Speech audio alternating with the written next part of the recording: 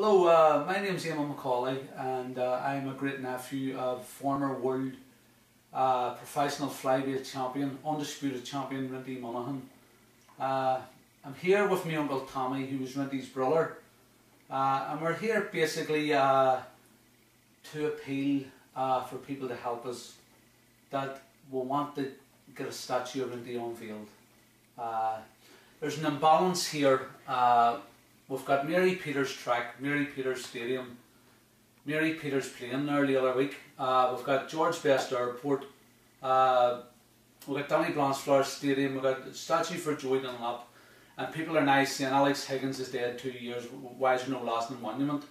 Well, Rinty is about 30 years dead in 2014, and there's nothing to recognise or acknowledge or celebrate the great pride that Rinty brought to this city through his boxing.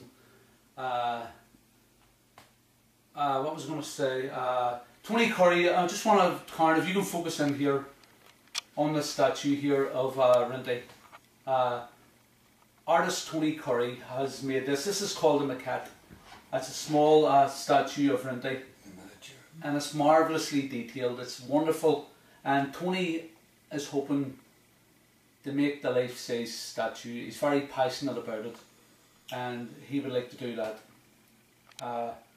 Also, Tommy's brought along Rinty's World Championship belt, the Nat Fletcher belt. The Ring magazine, Nat Fletcher was the editor of the prestigious Ring magazine, and Nat Fletcher crossed the Atlantic to present Rinty with this belt in London. Rinty also held a British title and also European and Commonwealth. Also the Irish, yes. We're hoping too that Belfast City Council might buy the belt and display it at the City Hall. That would be a wonderful thing for the family, a very proud moment for the family, where our children and our grandchildren can go along and see the belt, and we know that it's desired.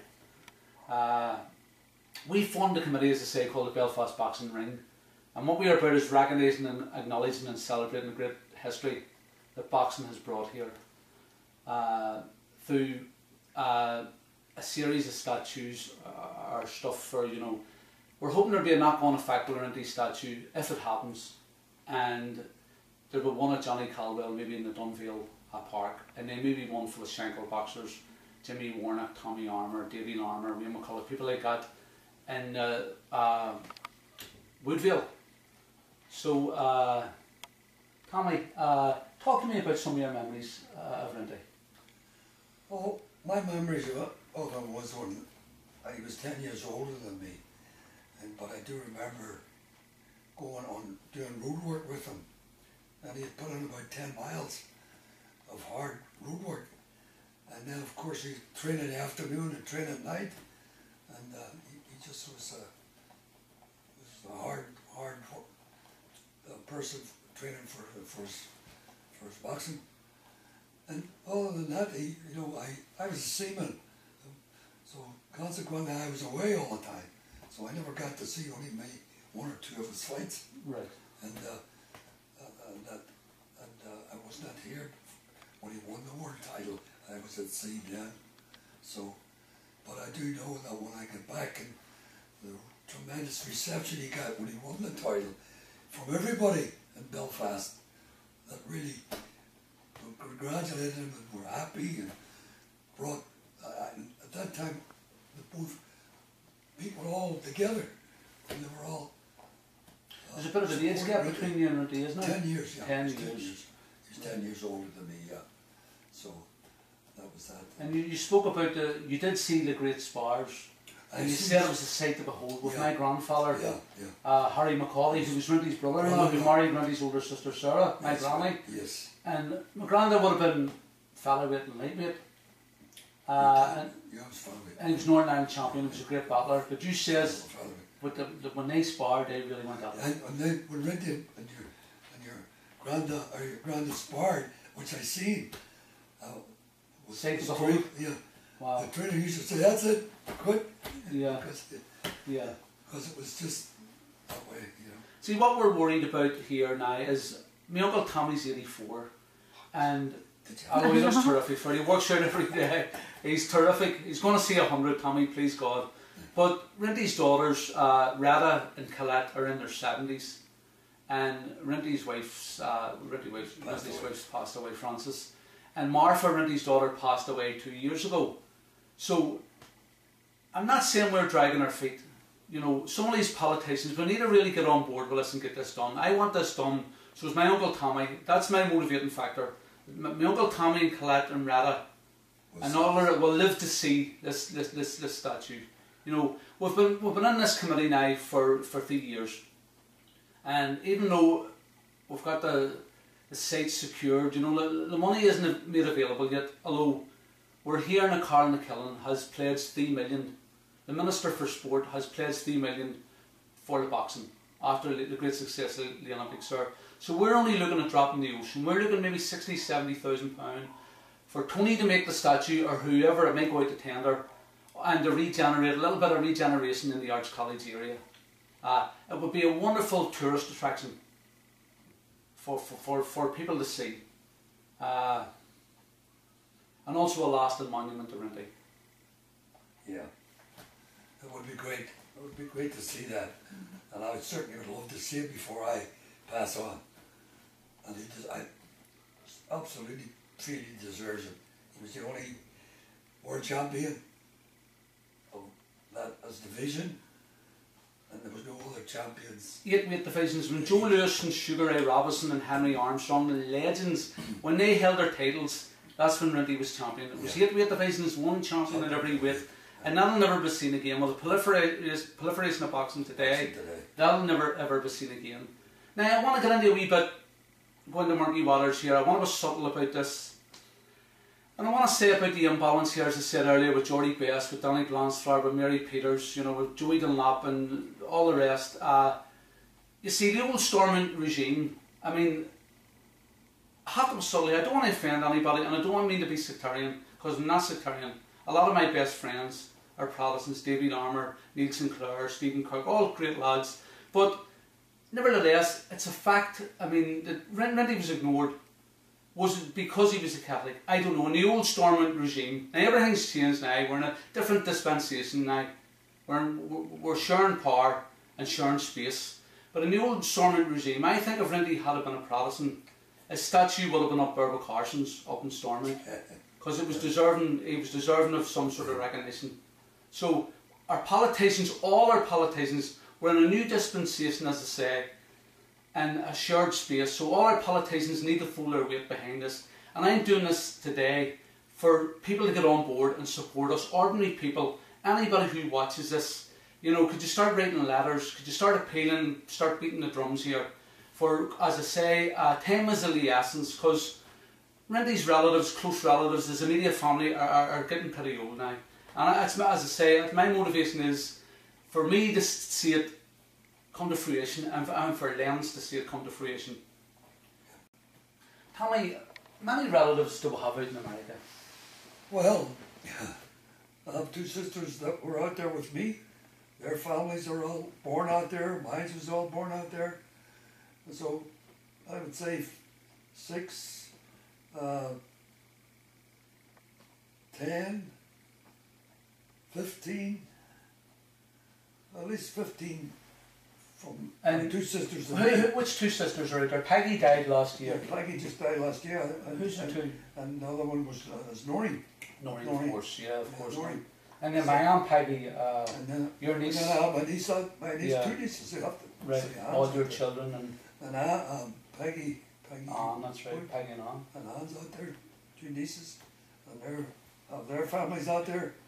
But then I had cousins up in New York that lived in the Bronx, and unfortunately, one of my cousin's grandson was working in the Twin Towers whenever September 11th the planes hit, and he was killed. Died, yeah. He was working in the 102nd floor, Right. and he was killed. And so all our relatives out in America, we just want to say hi. Yeah. And we know you're just as proud of Rinty as what we are. And please God, yous will all be over. If this comes to fruition, when's this come to fruition? Yeah. Please God, just be over when the statue's unveiled, because what a very proud day in our lives that would be. And my children are looking forward to that day as well. And there's a bell. Can I get a good close up of that bell there?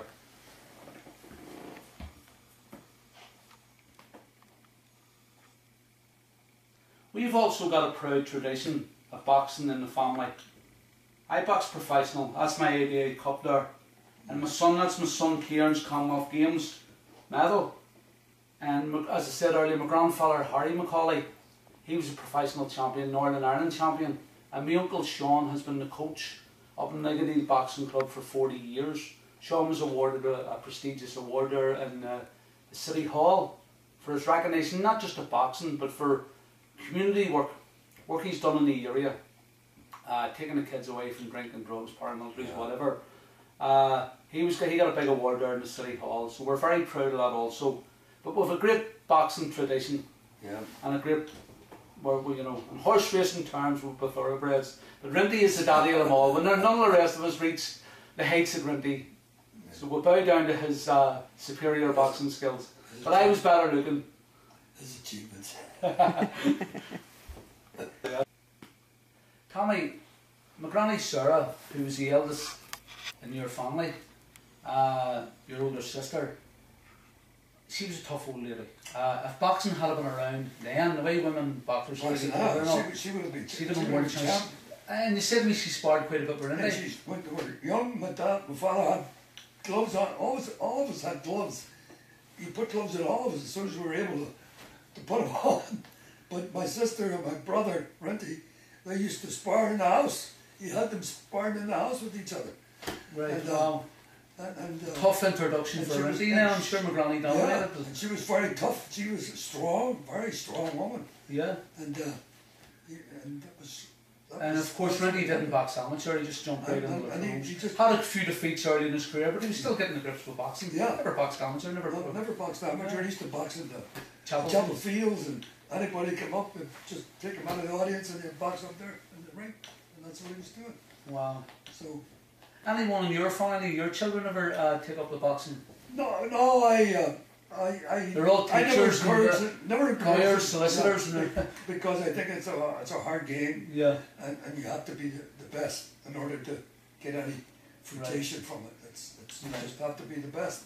But you're very proud of your family. They've all done very well. Absolutely. Headmaster, he's been very successful. Yeah, he's successful in the school education in school in Texas, and my two daughters are nurses.